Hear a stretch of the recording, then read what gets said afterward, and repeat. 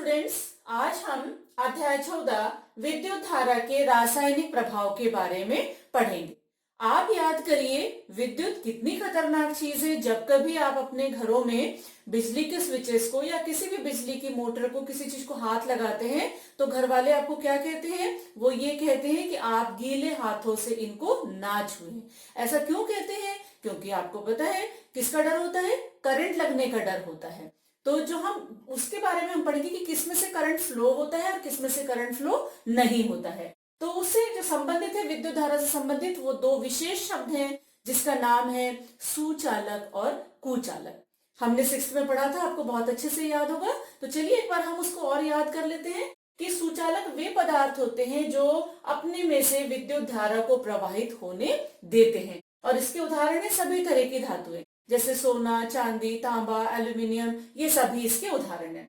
और कुचालक या जिसे हम हीन चालक भी कहते हैं, वे पदार्थ हैं जो विद्युत धारा को अपने में से प्रवाहित होने नहीं देते हैं। इसके उदाहरण है रबर, प्लास्टिक, लकड़ी इत्यादि। तभी तो जब हम बिजली का काम करते हैं तो हम अपने पैरों में प्लास्टिक की चप्पलें डालते हैं, रबर की चप्पलें डालते हैं, या फिर कभी अगर हमें जरूरत पड़े तो हम सूखी लकड़ी से भी स्विच को ऑफ करते हैं ताकि करंट ना लगे। अभी तो हमने जब ये पढ़ा था तो हमने ये देखा था 6th में कि विद्युत धारा ठोस में से प्रवाहित होती है। सभी ठोस है, धातुएं ठोस है, तो हमने ये तो देख लिया कि इस ठोस में से विद्युत का चालन हो जाता है। लेकिन क्या विद्युत का चालन द्रवों में भी होता है?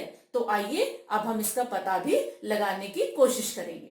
तो हम क्या करते हैं? सबसे पहले हम ऐसे करते हैं कि यहाँ पर हम एक किसी भी तरह का द्रव, मतलब हम मान के चले नींबू का रस, सिरका, नमक का पानी, या हमारा जो नॉर्मल पानी सप्लाई में आता है, उसको भी हम टेस्ट करके देखेंगे कि क्या उसमें से विद्युत धारा प्रवाहित होती है या नहीं होती है।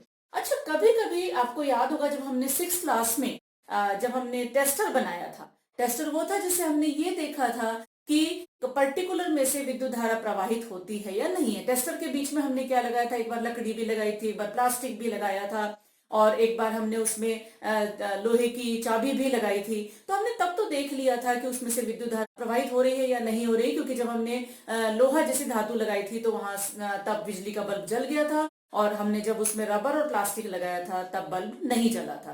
तो उससे हमने ये पता लगा लिया था कि जो धातु है, मतलब जो चाबी थी वो धातु है, वो सुचालक है, और जो रबर प्लास्टिक है उसमें से विद्युत धारा का प्रवाह नहीं हुआ था। लेकिन अब हम आगे द्रवों के बारे में ज्ञात करेंगे, तो तब हम विभिन्न तरह के द्रव लेंगे और उन द्रवों में से विद्युत धारा को प्रवाहित होते हुए देखेंगे कि उसमें अगर बल्ब जलता है तो इसका मतलब कि उसमें से विद्युत धारा प्रवाहित हो रही है, और अगर बल्ब नहीं जलता है इसका मतलब वो कुचालक या हीन चालक है, जिसमें से कि विद्युत धारा का प्रवाह नहीं हो रहा है। तो चलिए हम नेक्स्ट बार हम उसको देखेंगे। अभी आपके लिए इतना होमवर्क है कि आप ये सुचालक और कुचालक की परिभाषा आप अपने नोटबुक में उदाहरण से जरूर लिखें।